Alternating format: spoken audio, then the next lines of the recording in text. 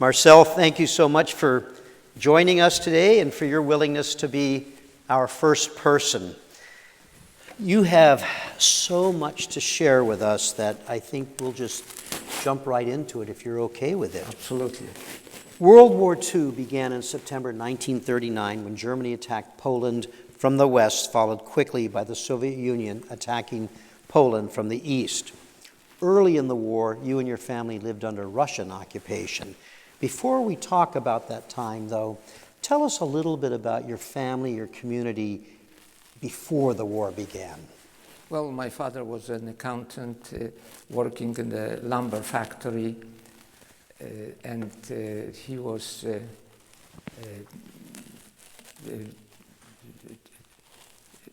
fifth of five siblings.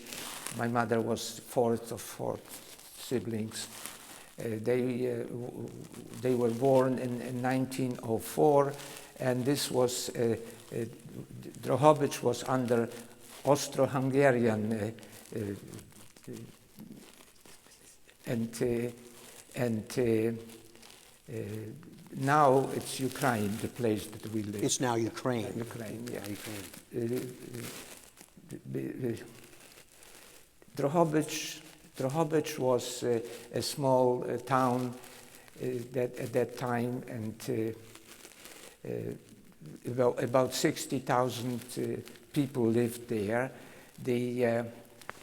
About 20,000 of three different nationalities, Ukrainian, Poles, and the Jews.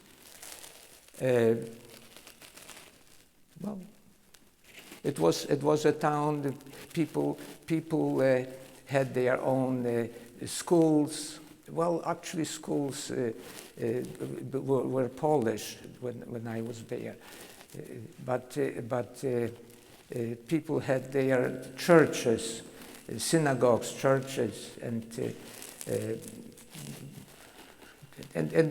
life was normal and was quite good. And as you mentioned to us, you had a large extended family with your parents both having a number of siblings and cousins, so a large family. Marcel, on September 17th, 1939, Russia attacked Poland. As a result, you would live under Russian occupation until June of 1941. What can you tell us about that time for you and your family, your community, when you were under the Russians? Well, the Russians tried to make Drohobycz a communist place. That they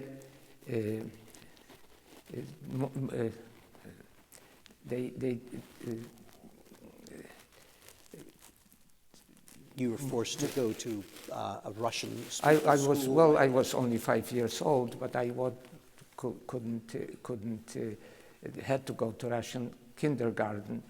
They were trying to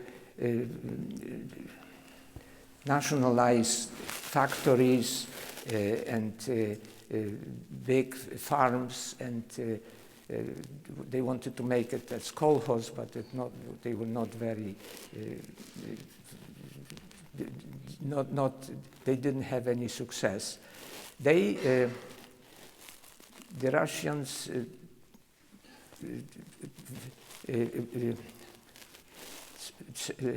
sent out to Siberia people that they considered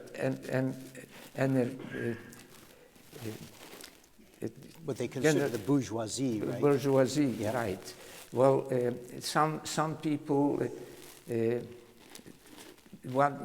some of them were the parents of Anya.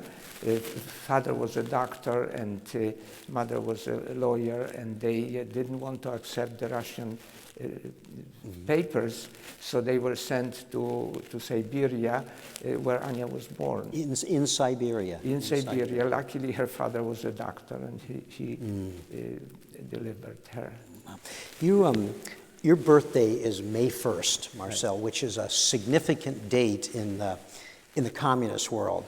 Tell us what's significant about your birthday, about being born on May 1st. Well, actually, I was born in my grandparents' house, and there was a doctor, but there was, my father had to register me my birthday, and he went to register, and then he decided that May 1st was a labor's holiday, and it would be nice if I would be born. Actually, I was born on April 30th. So since father thought that it would be nice that I would be born on May 1st, so he registered me as May 1st. Well, don't tell anybody, but I was officially I was born on May 1st. My father had some of his siblings were communists, and they were very happy that I was born on May 1st. And in fact, some of your uncles volunteered and joined the Russian army at the time, right? Well, they did not volunteer. They were lifted.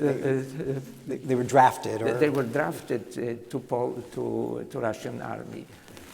But this is mainly at the time when the Germans attacked them from the west. And then, of course, that would all change soon after Germany turned on the Soviet Union in June 1941. German troops occupied Drohobycz. They occupied your town, and life for Jews changed dramatically and tragically. What did the Nazis do after they took control of your town, and what did that mean for you and your family? Well, first they got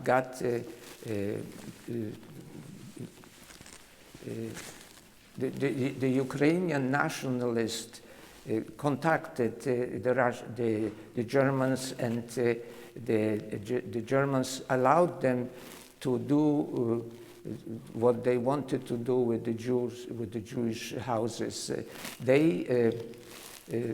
So when the Germans came to Drohobycz, the first day, actually July 1st, there was an action, a pogrom, where they killed 200 Jews in Drohobycz, and they came to the house of my grandfather, maternal grandfather, and they beat him up so badly that he died within 2 weeks. While they beat up my grandfather, they took out some things. Among them, they took out photo albums. They took the photo albums. They were leather, very nice, but they didn't care about the photos. So they shook out the photos into mud, and took the albums themselves, right. Yeah. After the war, and my father went there to see what was left from the house, and there wasn't much what was left, but a neighbor came out from his house and gave my father a stack of about 100 photos. The photo of me with my mother was one of these photos. That had been thrown into the ground. That were picked up from the mud. Some of the photos could be used. I donated about 100 photos to the Holocaust Museum, and they are available. Some of them are that we, that we like the one of your grandfather, yeah. My grandfather, and my mother with me. Yeah. Marcel, at some point, you had a nanny And at some point when the Germans were in control, you went to stay with your nanny. That's a very important thing to share with us. Oh, I yes, think. yes. Yeah. Well, in our house, there were 9 people. My mother, father, sister, and I, and grandfather, my father's father, and grandmother, my mother's mother. So it was 9. But the Germans had, when the Germans came, they make some rules what the Jews can do. Well, actually nothing they can do. They had to do. They had to give away their, if they had any arms, fur coats, radios, and anything that the German want. Now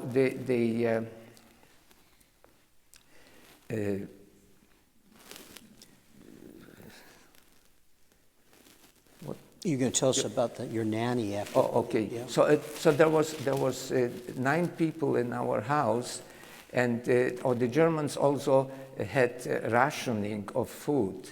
So these people that were with us, there was grandfather, grandmother, and with fathers, and with 2 children whose husband was taken to the Russian army.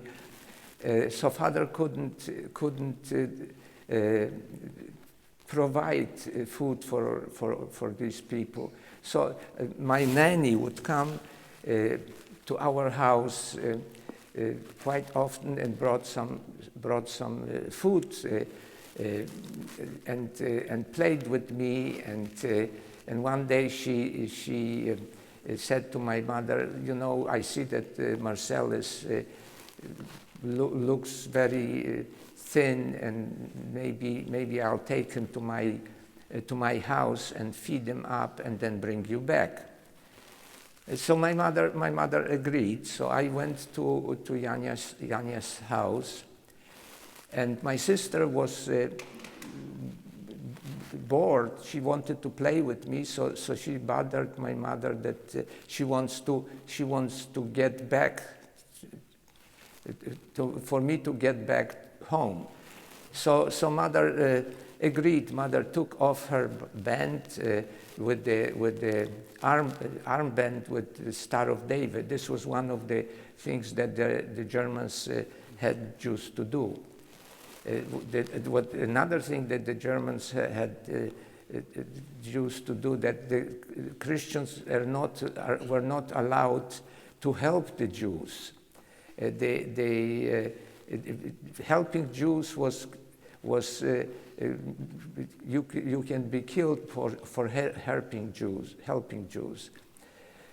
So mother took my sister and she came to Jancha's house. Now when she came, Jancha was on bed. She was giving birth to a child. There was nobody to help her. I was sitting in the corner and crying because I was 8 years old and I no help. So when my mother came there, she saw what's going on. So she took, she boiled some water and did what she could to deliver that baby, which she did, but the baby was stillborn. And it became night, dark. So Ancha asked us to stay overnight. The next morning, her husband, Jancha's husband, worked on a night shift, and he came home and he said, "Don't you know what's going on? The Germans are attacking the Jews. The Germans are killing the Jews. So if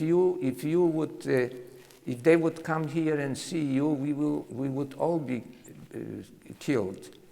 One thing that mention that is the Jewish men were circumcised. Only Jewish men were circumcised. So the Germans, if they would come and see that I am there, the Savinskis, the Jancia would be killed. So he knew, Jancia's husband knew that I cannot be there. So he gave mother some bread and told her to go to there were some woods over the road, and there was a field. It was August, so there was wheat. Mm-hmm. So we went through the road, and my mother didn't go to the woods, but she found a indentation in the ground of the field, mm-hmm. and we all lied down, and mother covered us with her coat. So we were hiding there. Very soon we hear German shouting "Raus, raus," that means get out, schnell, which means right away, and then we would hear shots. The people crying, people begging of mercy, and then shots again, and this was going on like every 15, 20 minutes after the war. As they're going house to house. Right? To house. Well, not only house to house, as they were going through the wheat fields. Going through the fields. Whenever they found people. See, so we called it a symphony of death, because it was like a symphony of death. So they did not get us. We survived. At that time. Well, so we got up. It was dark, not just a little, dark. And so we went back to Jancia's house. As we came to the road, we looked to the right and left, and there was a German with a big dog looking at us, and we were just staying there and looking at him, and it felt like it was hours, but it was maybe a minute or two. He just turned around and walked away. Mm-hmm. Normally, the Germans did not go hiding the Jews or killing the Jews by themselves. There had to be two, so that they wouldn't have if one person would want to save the Jews and not do anything, the other one would make them do it. Mm-hmm. So if one German soldier had a little bit of a conscience and didn't want to just kill children and women, by having a fellow soldier there, that was their check for making sure it wouldn't happen. Yes. Yep. But he was alone in this case. Luckily he was alone. We wondered why, but my mother was blonde and blue eyes, and my sister was blonde and blue eyes. I still have my blue eyes, but I am circumcised, so I am very dangerous for these things, But so we came to Jancia's house, and Jancia asked us to stay another night, and her husband, who worked the night shift, came back, and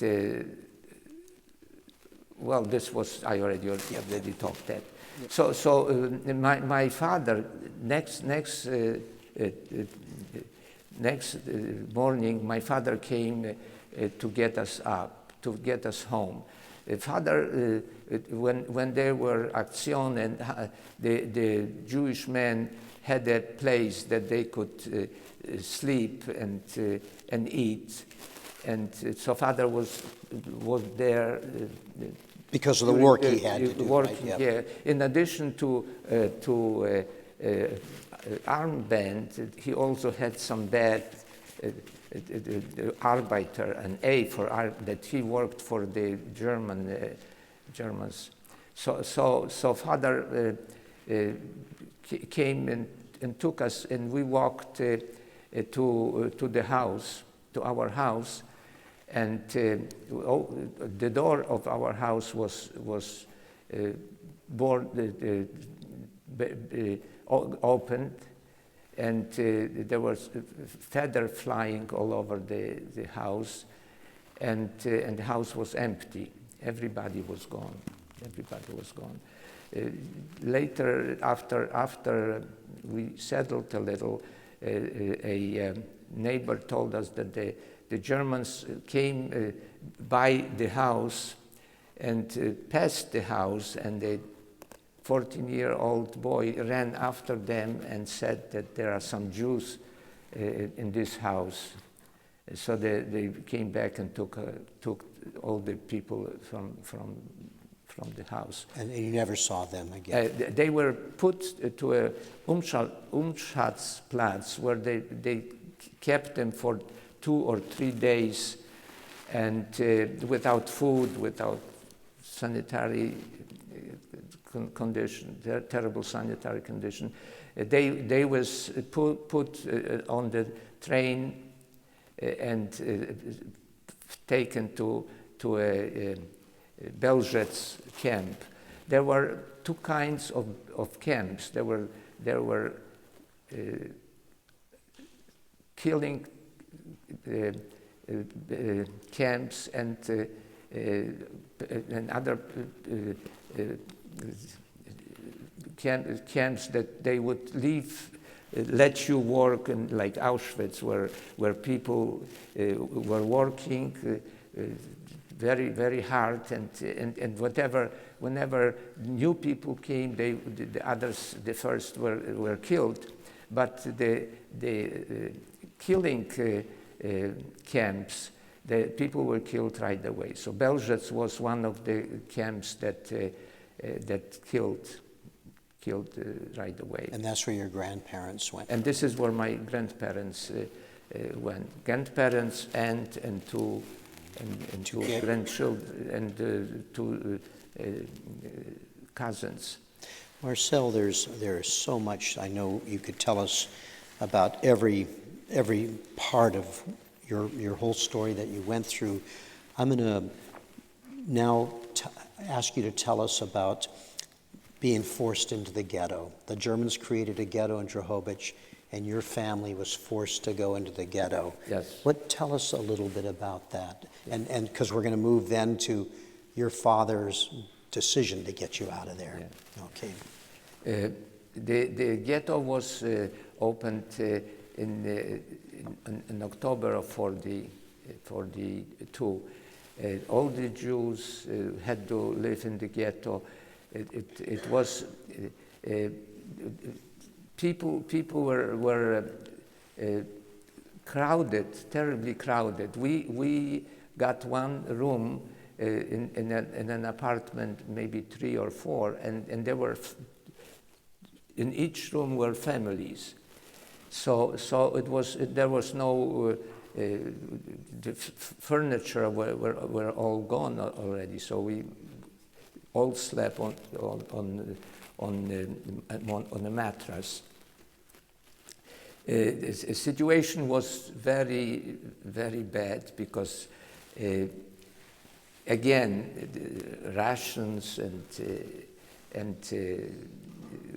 action, and they had action, and that they would come to the ghetto and just take the people and either shot them on the spot or take them to the Belgians. And so father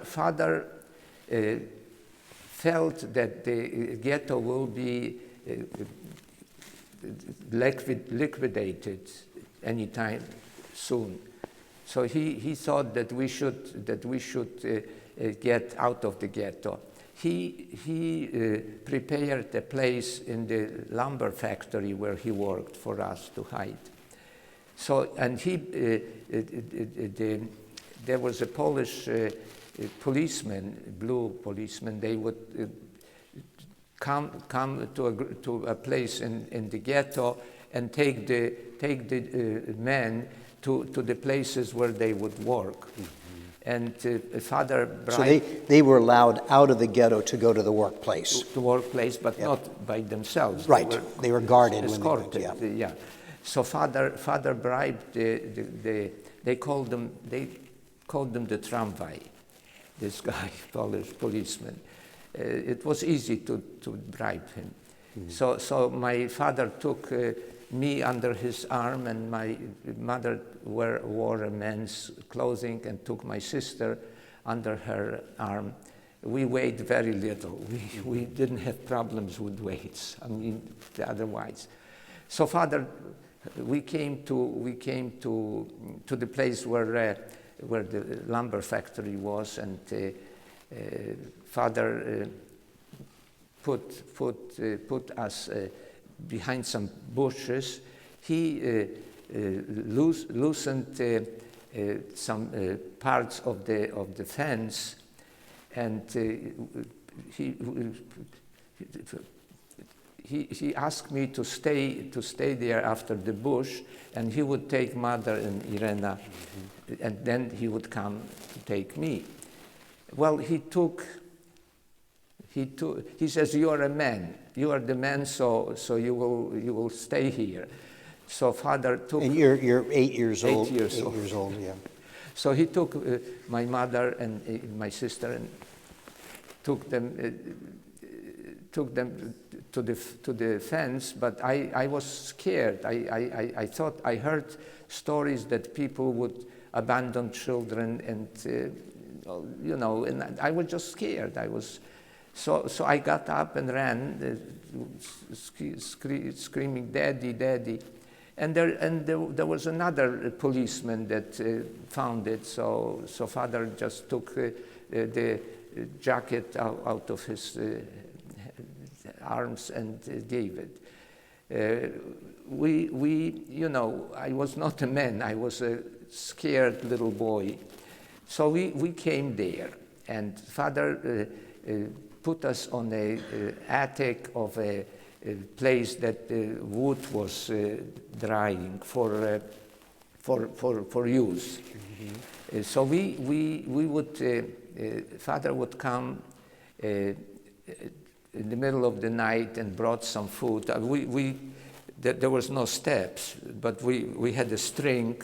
We would put the string down. Father would send us some food and took down the waste. So just to be sure that we all understand, your father, who worked, because the Germans controlled the lumber factory, he was allowed to work there.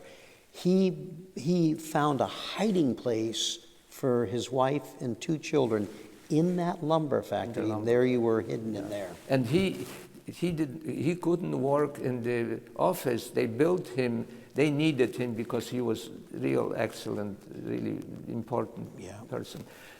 So they built him a little hut, so he could sleep there at that time, and he would, He'd sneak out and bring you food at night. Right. So he'd sneak out, bring us food, and a friend of his came to him and told him that there is another young woman. Her name was Teresa, and she told her that she thinks that Drimer has somebody hiding and she's going to make sure that it's true. And she said, "I'll do what I have to do," which means notify the Germans, the Gestapo, that there are Jews hiding. The people that would do that, they would get a kilo of sugar or a kilo of flour per each person that they would turn in. Turn in, yeah.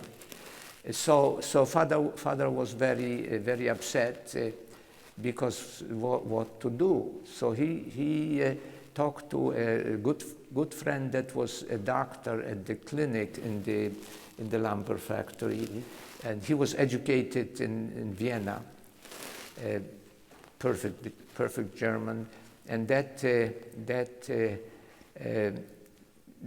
doctor wrote a letter to the Gestapo saying that he is an officer, Wehrmacht officer, and that he had an encounter with Teresa, and she gave him syphilis. So, well, you have to do what you have to do. So next day, the Germans came and picked up Teresa and took her to the clinic where the doctor was. And of course, he said, "Of course, she has syphilis. You have to take her." So the Germans took her, and she wasn't to be seen until after the war. And my father, after the war, my father explained to her what happened. Hopefully, she understood what happened. But for your father, of course, you know, he through incredible bravery and creativity and a good friend, you were able to survive that. But at some point, he knew you couldn't stay there. Absolutely not. This is not going to work. Yeah. Yep. And it's something that's happened a few months ago. I didn't even talk to you about it. That I didn't know who the doctor was. We didn't talk about it. And I have a friend, somebody in Warsaw that was doing some research, and he sent me the name of the doctor. No kidding. And the fact that the doctor survived, and yeah. That was just in the last few months you found that out? Yeah? Last few months. Amazing. No. So your father, he's desperately searching for another place for you to go. He found a Christian Polish-Ukrainian family, the Sawinskis, and they agreed to hide you in their home. And that, just getting there is remarkable, much less the time you were there. Tell us about... It wasn't very easy. No. You know, my father would take the armband of his arm. By the way, my father obviously was circumcised, and my father had Jewish nose and dark hair, so he could be, you know, very, very... caught with his armband off, he was going to be shot, yeah. Well, yeah. Yep. So father went to the village where my mother's parents lived, and went to some farmers, and they said, "No, we don't want." But some of them said, "Oh, you have a watch. You better give us the watch, because if you don't give us the watch, we will notify the Germans that you are here." Several places he was not very successful, but he went to the Sawinski's farm, and Mrs. Sawinski knew my mother since she was a small girl, since my mother was a small girl. They were decent people. I think she was she couldn't write or read, but very, very good people. Father promised that he'll give him whatever he has and whatever after war. Mrs. Savinsky agreed to take my mother and my sister to her farm. One day she came, Mrs. Savinsky came at night, and we were out of the attic and to the place where the Jews were eating. We were sitting there and we were saying goodbye. My father was serious. He says that we have to save anybody that could be saved. So he was ready to let Mother and Irena go, and I would stay with him. Mm-hmm. So of course I was crying, and my mother was crying, and Mrs. Savinsky was crying, and then she said at one point, "Whatever will be, will be. We will take the boy too." So it was very brave of her to do. And you described that for your mother, it was her version of Sophie's choice. Sophie's choice. Your mother had to leave with her daughter and leave you behind, but thank goodness Mrs. Savinsky. Mrs. Savinsky allowed. So she took us. We didn't have anything to take with us. We were already empty, right? So we went through the fields and through the woods and came to the Savinsky house. The life in the Savinsky house was not easy because the farmers also had to use they couldn't go and buy food. The rations, they only whatever the rations gave them. So in other words, if it's a family of 4, they got rations for 4, but now there's 3 other people hiding there, so the rations have to be split between 7 of you. Exactly.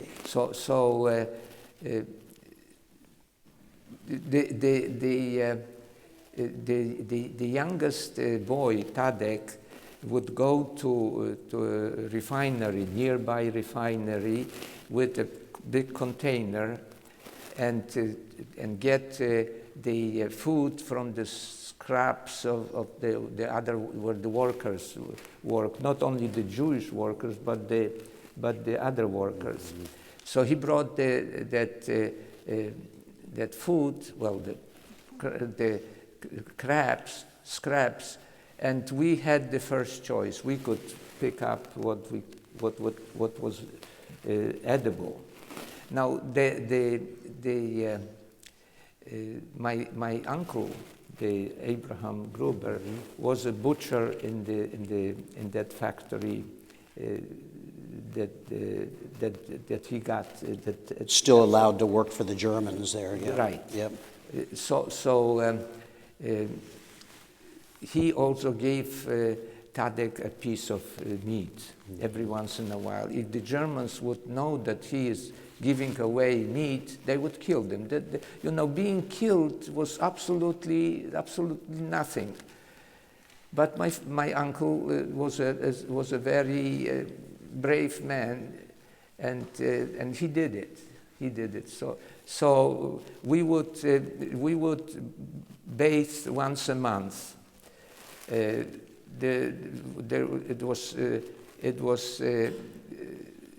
There were lice, and there were, absolutely terrible. And they were very poor, and so dirt floors, basically a small house. Yeah. And then you're in there. So as you said, the hygiene was bad. The attic. Well, first of all, I have to tell you that after we were there, mm-hmm. My father, it was close to the end of the war, and my father was sure that that the Germans are going to kill all the Jews. So he contacted the farmers that he would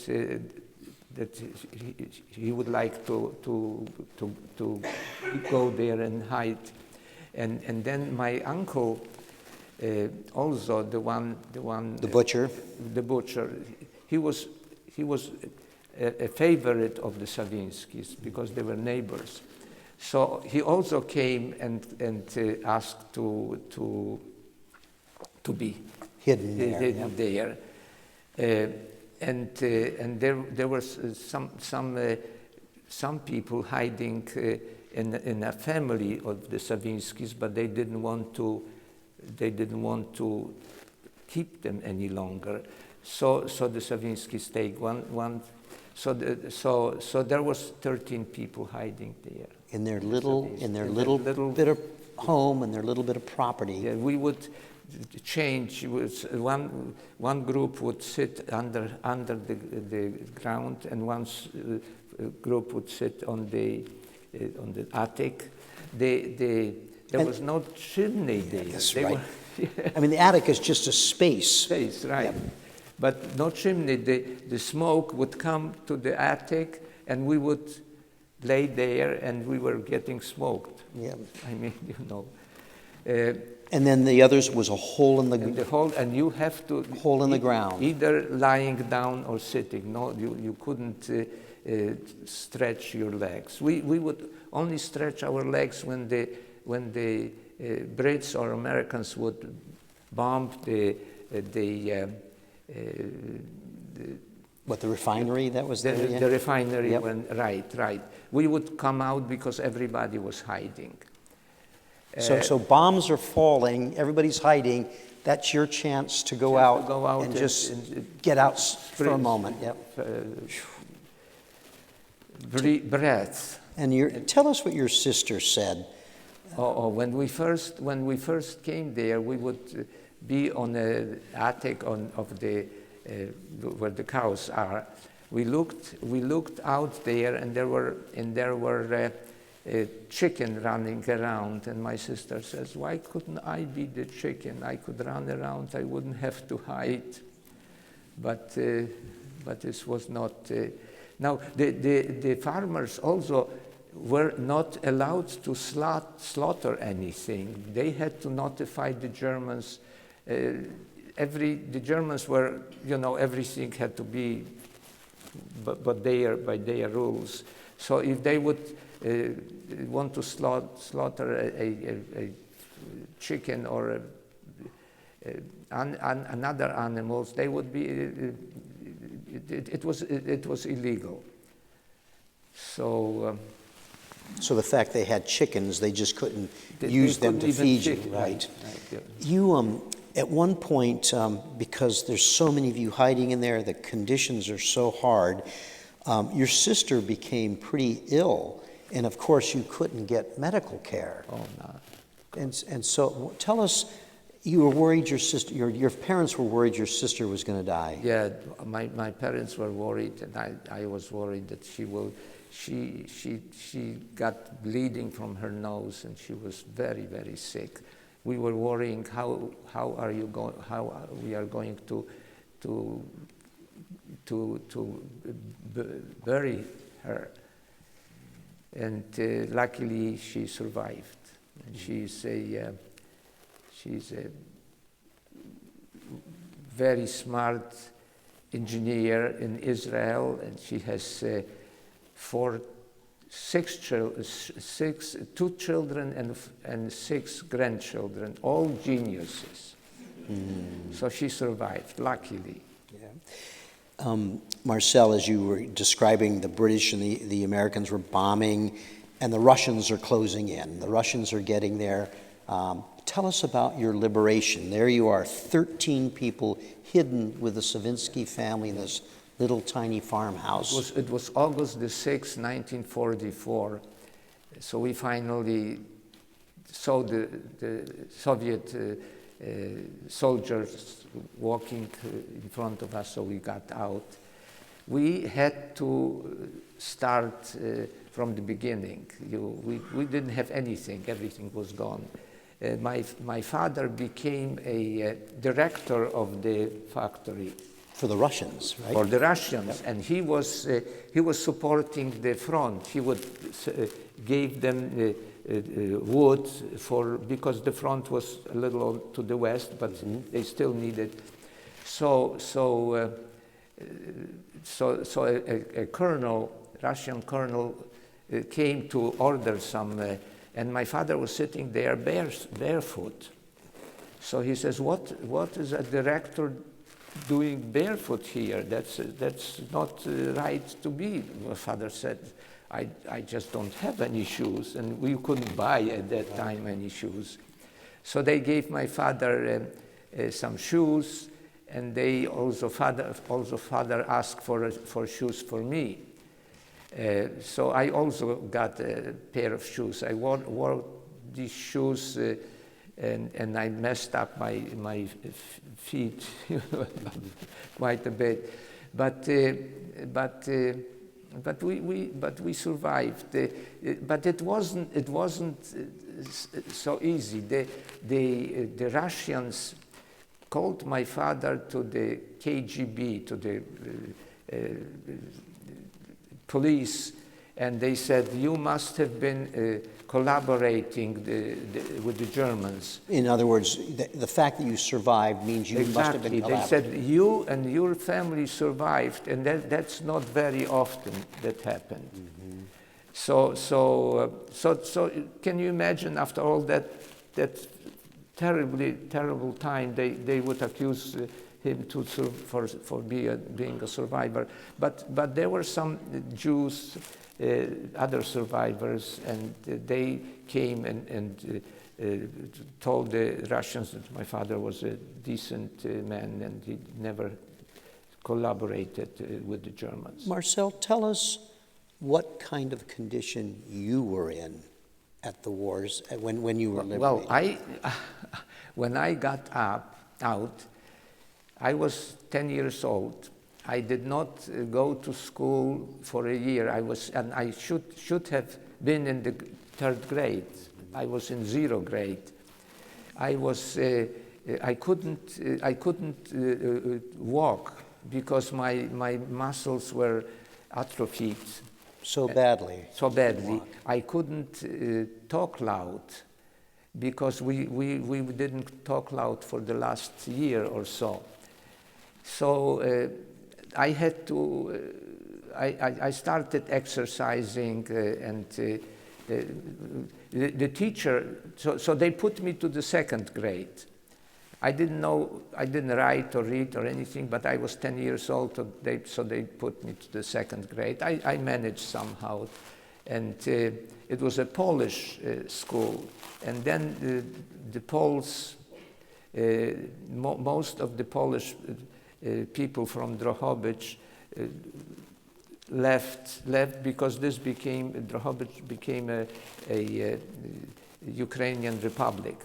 So then I had to go to Ukrainian 4th grade, and again I didn't know a word what to say in Ukrainian. I only learned to say "Ja nie rozumію." That means I don't understand. Mm. But I was good in math anyway. Mm. So we in 1946 we left Drohobycz and went to the territories that were formerly German, and they were Niederschlesien and then became Dolny Śląsk. Towns, Wrocław. I went to the university to Wrocław. Under Poland? Under Poland, yeah. I got my degree in engineering under Poland. Marcel, in the little time that we have left, there is something I want you to tell us about. But am I correct that before the war, there were about 20,000 Jews in Drohobycz? Right. How many Jews survived? Immediately after the war, about 400 Jews. We all came out of 20,000. out of 20,000. But then there came some Jews that ran with the Russian army, some that were taken to the Russian army, and some people like my wife that were the Russians deported. So all in all, it was about 750 that survived Poland. So, Marcel, in 2016, you and Anya returned for the first time to Drohobycz. Yes. Tell us about that. Well, I was quite active here, in the Holocaust Museum, and I was talking at universities and high schools, and there was a young lady that was writing a story of her family, and her grandfather told her that there was in their family a group,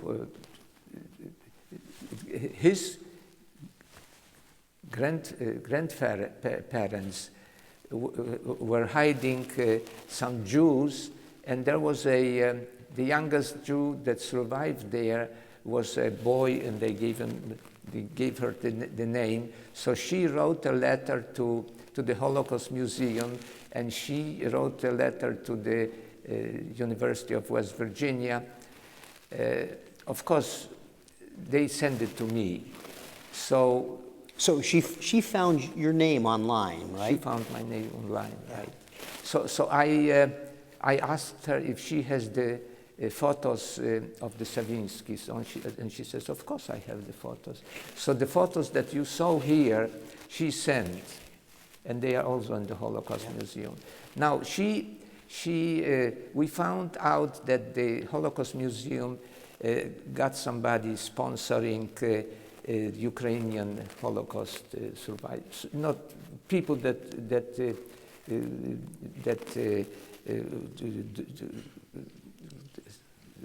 do research and education about right? that. Yeah. Yes. So they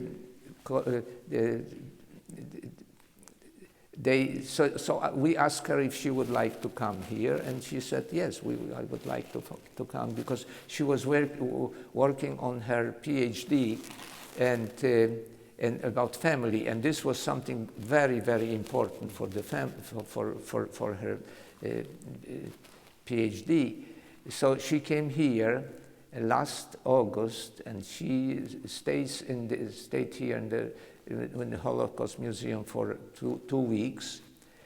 Did very well, learned English quite well, and she is back in Drohobycz, and we are in contact. She got married, she's pregnant, and we are friends forever.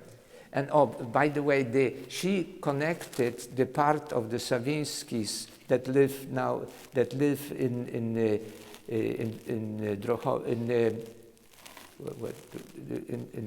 Drohobycz. Yeah. Sawinskis that live in Drohobycz. So the grandchildren of those that saved us. So she's the great-great-granddaughter of the family that saved you, and she found you online. Right.